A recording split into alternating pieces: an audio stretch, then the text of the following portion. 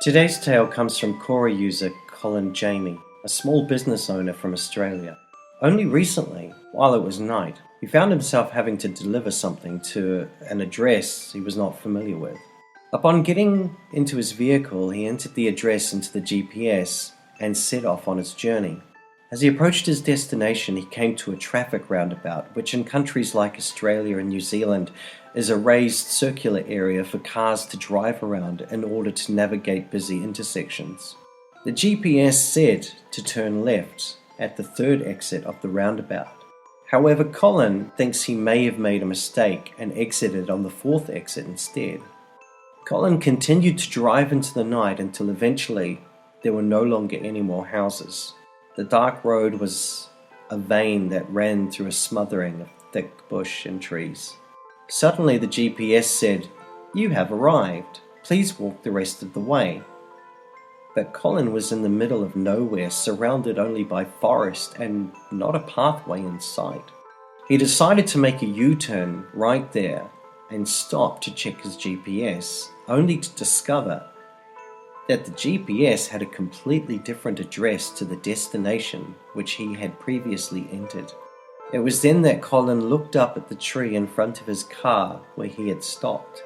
There, nailed to the tree, was a white cross, the type that families in this part of the world put up when a relative has died in a tragic motor vehicle accident.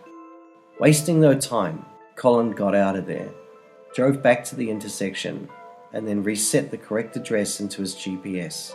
Finally finding the house that he was looking for, he made his delivery and he went home. A few nights later, Colin shared his experience with me on Quora, revealing that since that eerie drive, a presence had been waking him up at night. He felt a weight on his body as if the presence was on top of him. The first night, the experience made him jump out of his bed 3 times as he yelled at it to leave his house and to leave him alone, but it returned every night for 4 nights.